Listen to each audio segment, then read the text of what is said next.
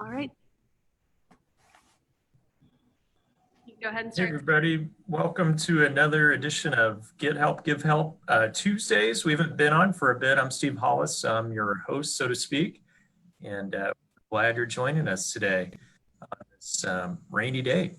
We're going to focus on mental health again today. We've had that topic in the past, and I'm really excited to have two of my colleagues from here at Public Health and Human Services with us today. We have Verna LeBoy. Verna is one of our health educators, and Verna runs our Live Well by Faith program. And then we have Sandy Miller, and Sandy's our social services supervisor. She's a licensed clinical social worker. And Sandy is really not only doing our regular work as social services supervisor, but also leading the mental health coordination during the pandemic. Needless to say, we're not just talking about the pandemic these days. We're going to think about mental health a little more broadly, kind of, I would say, in these times. So really trying to grapple with as a community and as a society, frankly, the collective trauma of racism in our community, in our country, which everyone knows has come to the forefront lately. And so we thought it'd be a great time just to talk more generally about mental health, why it's important, what you can do to take care of your own mental health, and where you can get help if you need it. And I think, as usual, and in the past, we've said, you know, we really want people to think about their mental health as being no different than any other part of their health. It's just health. And your brain is just as important, if not more important than the rest of your body. So really want to emphasize this idea that mental health is just part of broader health. I do want to kick off with our typical comments about get help and give help. Just a reminder that we are keeping up-to-date resources for the pandemic on our Como Helps, our City of Columbia pandemic page. There's a link to get help, and we've got resources specific to getting help during the pandemic. And that could be anything from mental health to unemployment assistance to getting help with things like basic needs like food or rent assistance. So please consider, if you need help, going to that page. It's just the Get Help link on our City of Columbia COVID-19 pages. Also, you can call 211 anytime, day or night. They're open 24/7 to get linked with resources.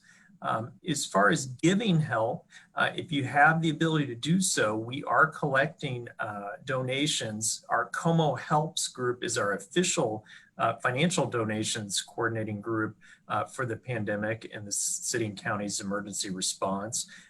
Again, that's the City of Columbia, Boone County, the Heart of Missouri United Way, the Community Foundation of Central Missouri, and Veterans United have banded together to form Como Helps. We're at comohelps.org. Just go there and you can make donations to the United Way or the Community Foundation. We meet several times a week to allocate those donations to mainly to nonprofits for pandemic response. We have allocated, actually, we're getting really close to the $1 million mark. We'll come back to you guys on Get Help, Give Help Tuesday when we hit that mark. We have had, though, over $2 million in requests, so we're not able to meet the need. If you do have the wherewithal to make a financial donation, please consider going to comohelps.org. We're also posting on comohelps.org a link to our volunteer opportunities. There are some of those opportunities, and as nonprofits are getting back to work, they do have volunteer needs, and many of our nonprofit partners rely on volunteers. So there are some safe ways and there's some opportunities to volunteer. Again, just go to comohelps.org. And with that, I will stop talking and I'm going to turn it over to Sandy and Verna. I think we're going to start off with Sandy.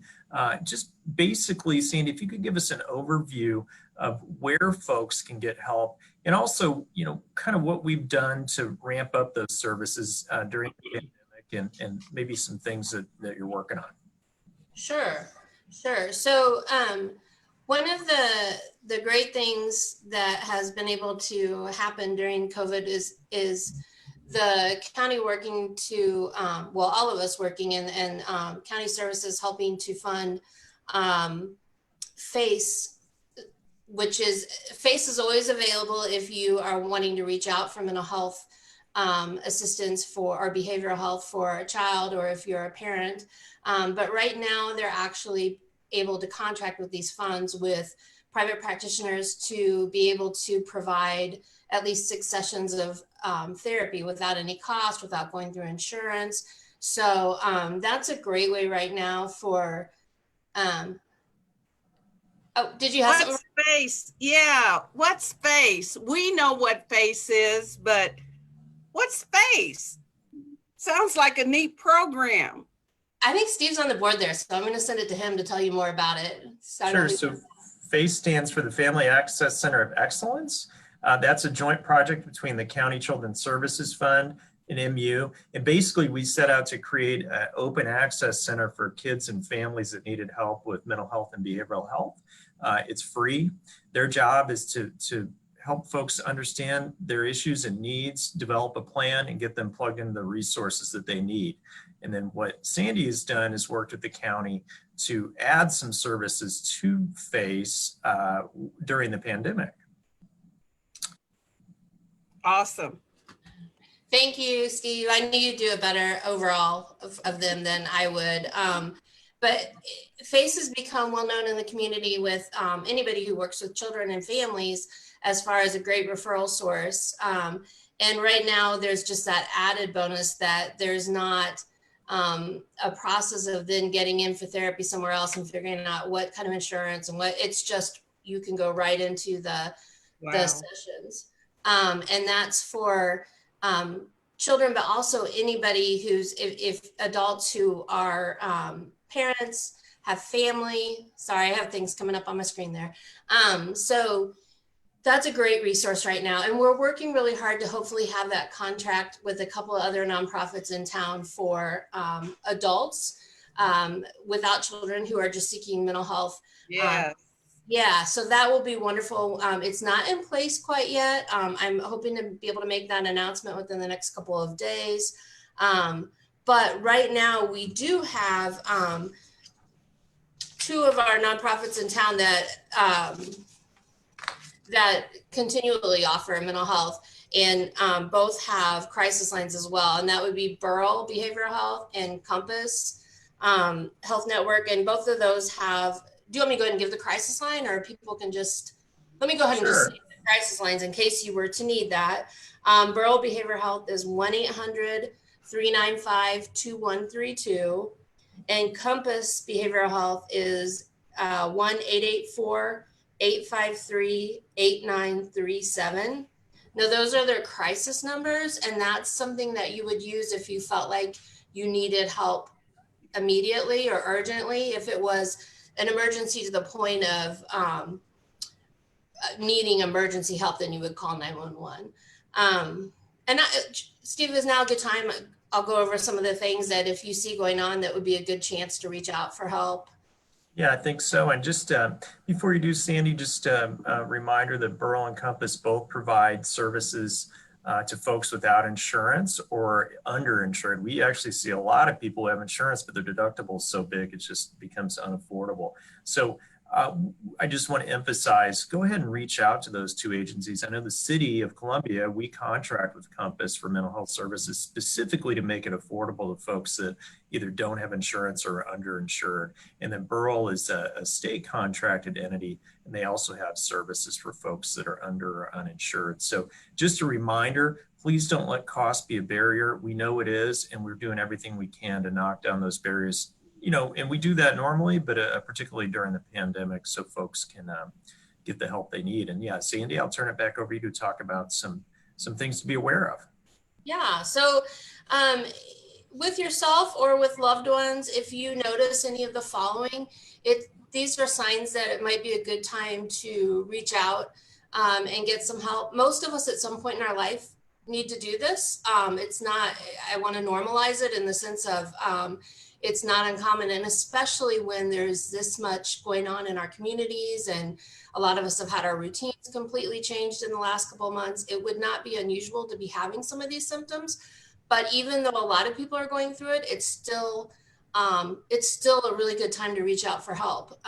So I really want to encourage people to do that. If you're having trouble just doing daily chores or showering and combing your hair and things like that, that's a sign that that it's a good chance, it's a good time to reach out for help. If you feel sad and hopeless most of the time, and that's a hard one right now because I think people a lot of times feel overwhelmed. And we'll talk more later about like taking a break from news and social media and things, because right now there are a lot of sad things that are on the news. And but if you're feeling that way and you're not getting out of that, you're staying in that feeling all the time, then reach out for help. If you're having anger outbursts, if you see your mood cycling from like rapid mood swings, if you are sleeping all the time or a lot of the time, much more than you usually do, or if you're not able to sleep at all or very little, if you don't have any desire to communicate with other people, you just want to withdraw and be left alone all the time. I mean, that's normal to have a little bit of that, but if you're feeling like you want that a lot, that's a good time to reach out for help. And even though that's probably the hardest time to reach out because it's everything you're not wanting to do, that's a really, really important time too. If you are noticing that you're using alcohol or other drugs to try and cope with everything that's going on, if you're having trouble concentrating, and that's one that I've heard a lot of people say they're having difficulty concentrating. There's a lot going on right now. But if you're not able to read through a page of a book, or if you can't even, like when you're watching a TV program you want to watch, but you are having trouble following it, these are things our brain's telling us that that it's overwhelmed and that we need to reach out for help. If you're behaving oddly or someone you love is behaving oddly and you're concerned, that's a sign to reach out for help. If you're not having any enjoyment in things that you normally do, if you're feeling guilty about things that they're, rationally they're not your fault, but you're just feeling overwhelmed with guilt all the time. If you're crying uncontrollably and often, if you're having thoughts of harming yourself or someone else, or you're feeling suicidal, then I would say bypass the just reaching out for therapy and help, but go ahead and call those crisis lines or even call 911. And I just want to reassure everyone that's a perfectly appropriate thing to do. If you're having thoughts of suicide, I would liken that to someone having a heart attack. You wouldn't take your time, you would pick up the phone and dial 911, and that's perfectly appropriate to do. So if you're feeling like you're in danger in that way, please don't be embarrassed to reach out for emergency help. Mental health is as important as physical health, and you need to treat emergencies like emergencies. Great, Sandy, thank you so much for sharing those. That's a lot, but I think generally, the idea is wherever you are, if you feel like you need help or someone needs help, go ahead and reach out. If it's a crisis, as Sandy said, please don't hesitate to call 911 or the crisis lines. If you need help, just make that call. If you're a family with children, feel free to call FACE. It's an easy call, and we've got some great folks working there. And as Sandy said, we're working to build some other resources. The county's been a big funder of mental health services. And as we add those services, we'll continue to add those to our Get Help page on the city's COVID-19 pages. So I'm gonna pivot to our friend Verna. Verna, again, is one of our health educators, and she's going to talk a little bit about, I think more generally, mental health. Verna's, again, runs our Live Well by Faith program. She's doing a lot of work with our, what we call our coaches, and really getting regular folk involved in healthcare, which is kind of a newer area, but boy, it's got a lot of promise, and Verna's done a great job getting that program started. And Verna and I work a lot on these issues together. And Verna, I'm going to turn it over to you to talk a little bit. Well, in light of the pandemic, and I'm coming to you live, looking out on Worley Street from my bedroom. So if I move the screen a little bit and you looked at my room, you say, Verna, you need help. Well, guess what? I realized I need help. And yesterday I had my first counseling appointment with the Employee Assistance Program. And I share this with the public because it takes courage to reach out and ask for help sometimes. And especially in my particular culture, African Americans, we're just used to feeling bad. We're used to being rejected. We've become accustomed to living with a high level of pain. And that's not okay. That's why our blood pressures are off the chart, and we have the health disparities that I was hired to address in the African American community. It's overwhelming. It's not enough to just deal with the isolation from the pandemic. It's not enough to deal with our loved ones getting sick and having the need to be admitted to the hospital, and you say goodbye to them at the door. And that might be the last time you see them alive. We've had some of that happen in our community, in our families. And how do you deal with that? That's just irrational. It doesn't make sense. And then on top of that, I'm buying a sign. Why should I have to tell the world that I matter? Maybe I need to tell myself, because I'm treated like I don't matter a lot of the times. So it is overwhelming. I finally, 2 weeks ago, took advantage of a health benefit I have with the City of Columbia, my job. And I called the Employee Assistance Program number and explained how I'm all over the place. You know, I'm a contact tracer. I'm bringing programs online, virtual programs for the Live Well by Faith community so that we can connect and stay healthy. But the coach needs a coach. The coach needs a coach. And it's okay to ask for help. Please, if you're out here and you hear and you're listening to the resources that are being shared with you, get out a pen and paper and write down the numbers and make the call. You'll be better for it. I promise you. I had my first session yesterday, and I practiced what my counselor told me to do this morning. It's called stop for 5 minutes.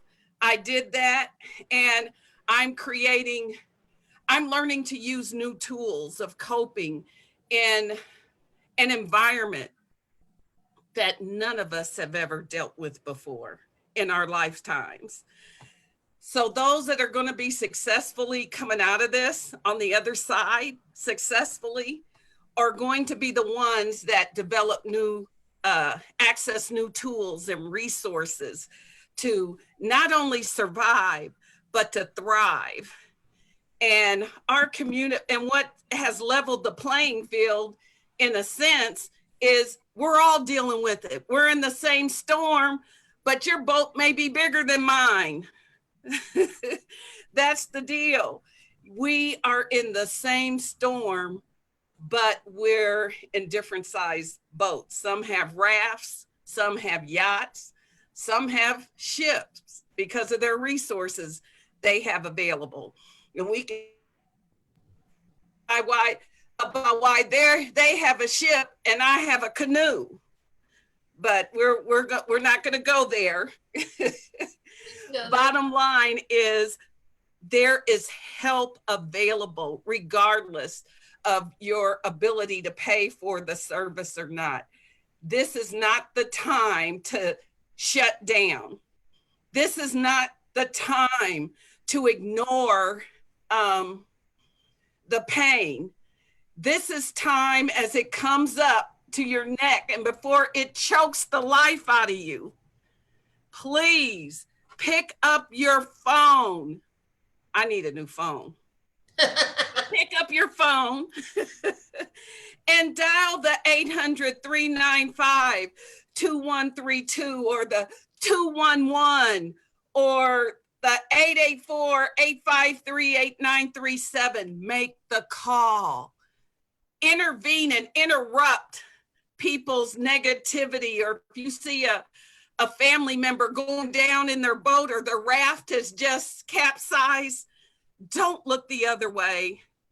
Reach out and offer these resources that we are fortunate to have in our community. Not all communities have what we have access to in Boone County. And for you not to take advantage of the help available, shame on you. Verna, were you nervous before you went to your first appointment? Well, I got past the nervousness because I was ready to choke. You know, it's like, I'm just going to be honest here and open. Most of my friends and people that know me see me as this strong individual who has all the answers. They come to me for help. So who do I call? You know, I was looking at my phone and I was going through all my friends and I was thinking of all the issues that they themselves were experiencing and had brought to me. So how could I unload on them? I couldn't do that. But there are people that are equipped to handle what I have to unload. And Sandy sometimes our friends and our family don't have what we need.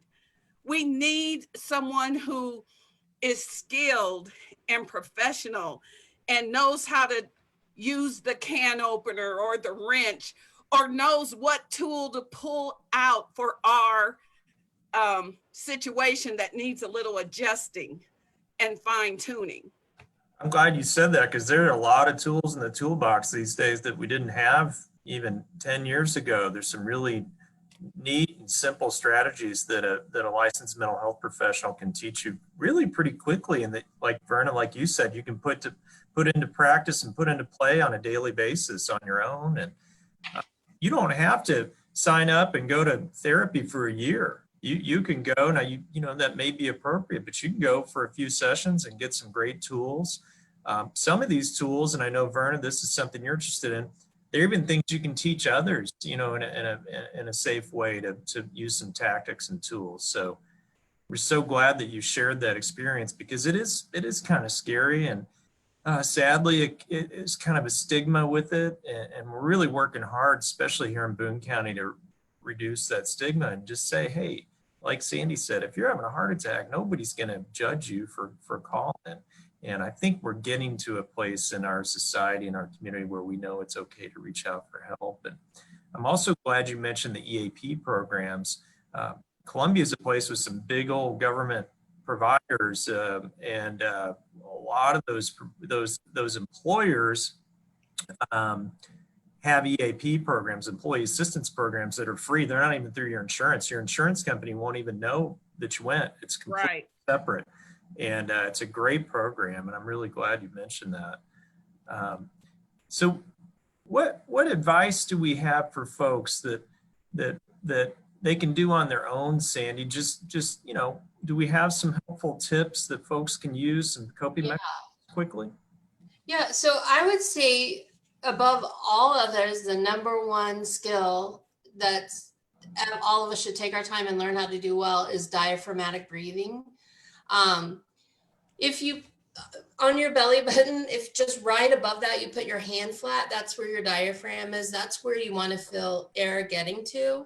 And there's several different ways. You can lay on your back is probably the easiest way to really learn it. And when you're breathing in air, it should expand there. You should feel it expanding there. If you practice breathing like that and taking it in, and you can kind of make a game out of it. I do it with kids all the time, where you breathe in and you see how long you can breathe in, how long can you hold it, how long can you breathe out.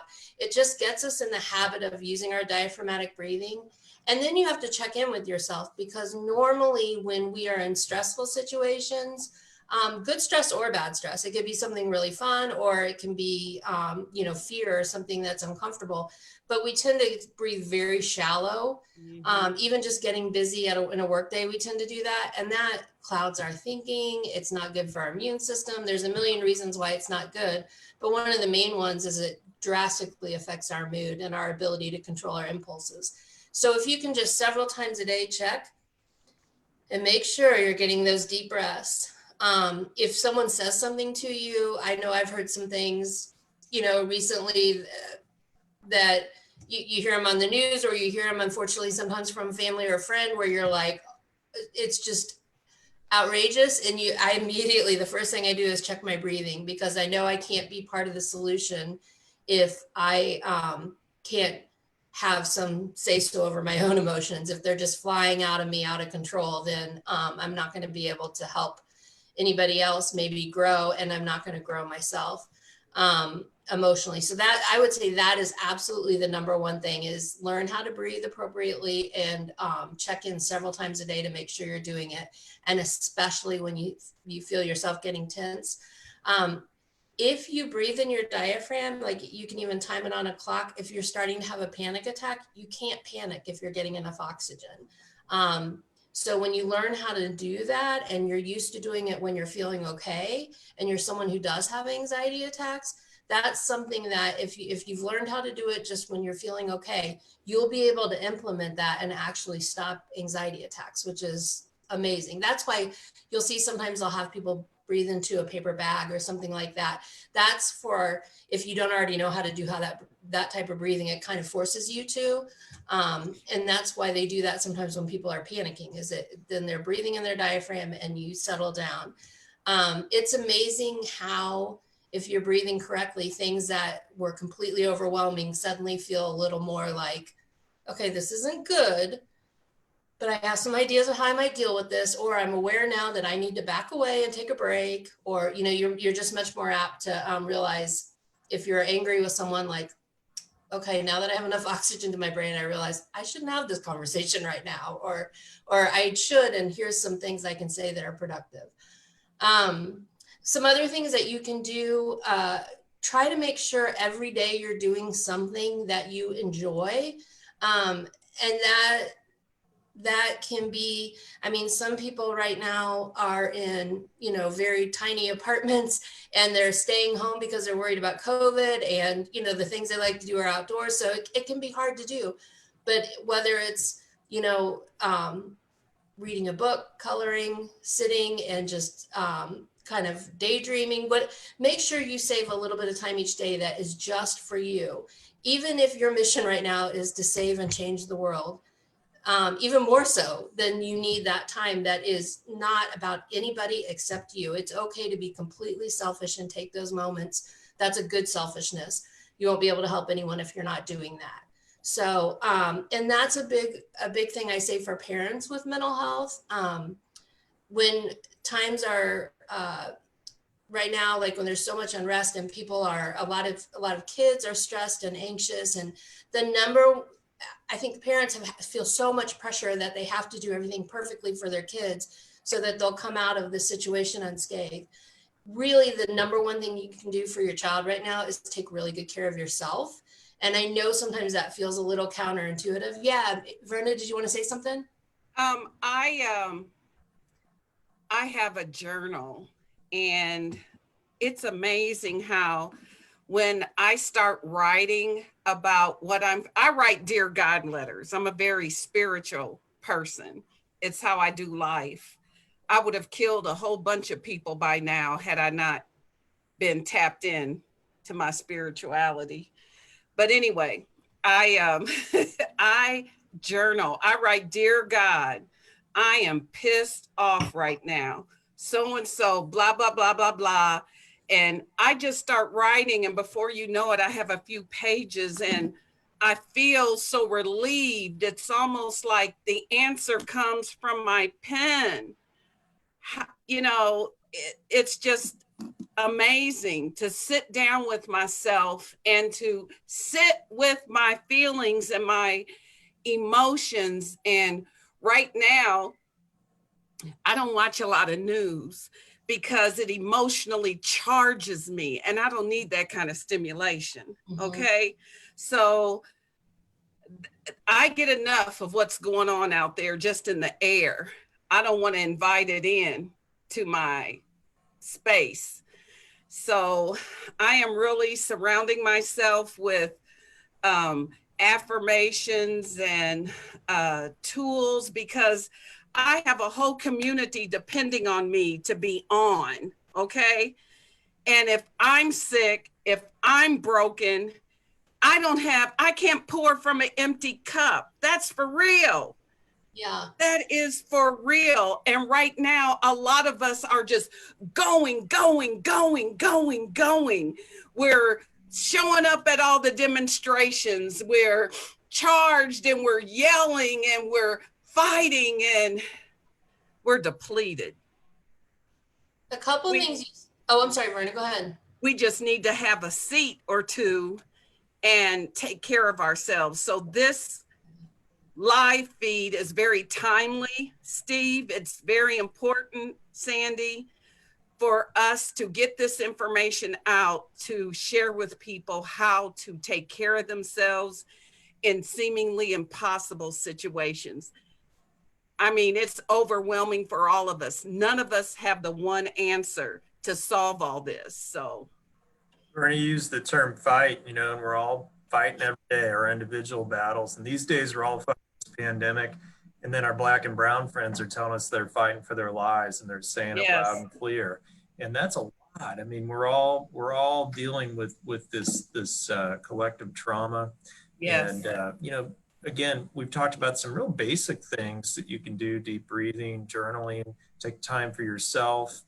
You can do things like set aside a fixed worry time to worry about the things that are bugging you, and do it every day and set that time.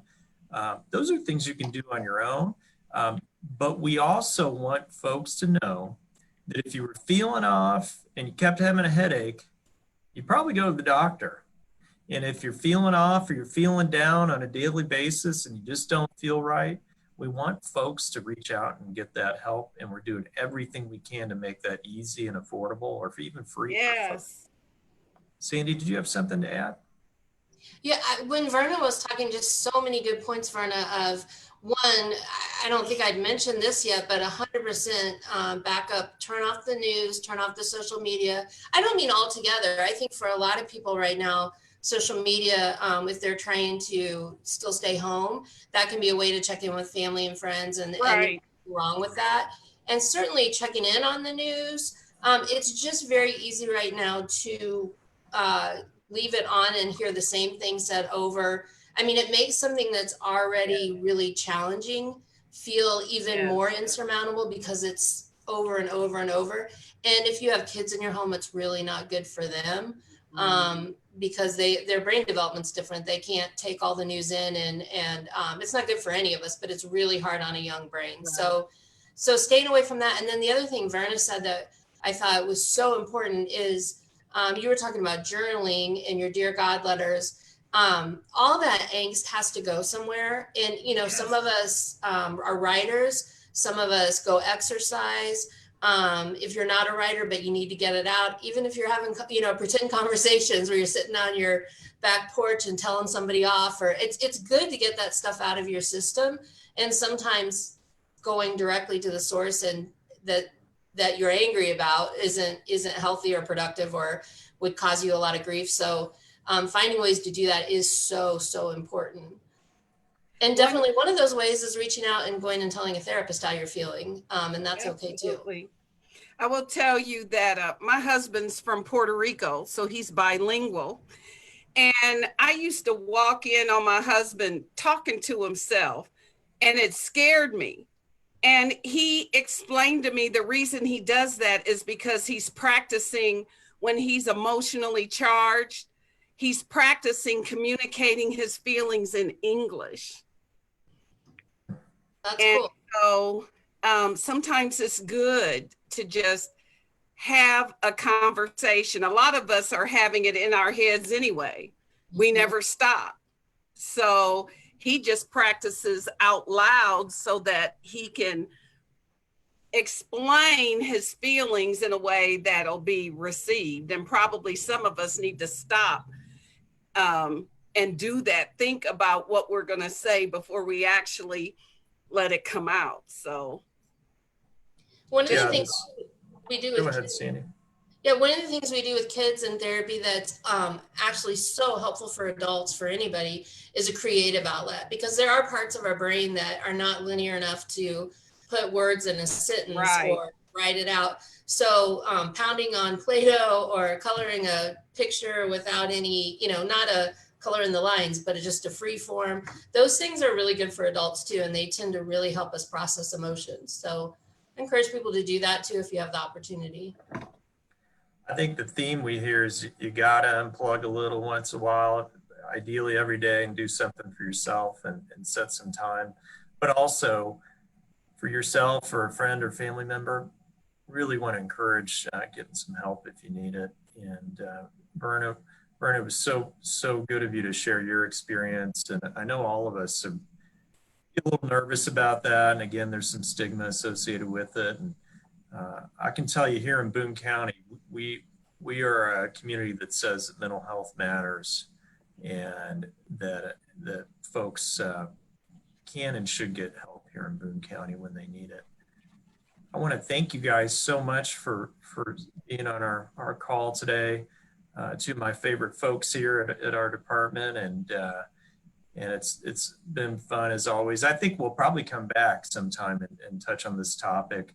I think it's important. I would like to see more trauma healing conversations. Okay. So Sandy, if you could give us some resources and some opportunities. My lifestyle coaches are looking for some trauma healing programs, because that's something we could equip them to use in the community, especially now. So I would like us to come back and address the trauma-informed, trauma healing, just some more information about that. Another thing I would like to see happen is words that are being used now. Public health is just out there, and people are understanding how important public health is. But we're using words that people aren't familiar with, like comorbidity, health disparities. I mean, we use it all the time, but we're pushing words like that out in the community. And that's why they're not connecting sometimes. So if we could just have, I don't know, some definitions or something, just some more education. Maybe we can make that a topic on our other one. As folks know, we try to do a couple Facebook Live events each week, and one tends to focus more on human services and the other tends to focus more on the public health side. So Verna, those are great suggestions, and we'll work on those for sure. I want to wrap up again by thanking our guests, Verna LeBoy. Again, Verna's one of our fabulous health educators here, Public Health and Human Services, and Sandy Miller is our social services supervisor. Thank you guys so much. I know how busy we all are, so I always appreciate when you take the time out. Just to remind our guests, got a one-stop place to get all the information you need on the city's COVID-19 pages, where you can get links to both Get Help and Give Help. I want to thank you guys for joining us again, another Give Help, Get Help Tuesday event. And we'll look forward to seeing you probably next week, I hope. Everybody stay safe, and we'll talk soon. Thank you. Bye. Okay. Have a great day.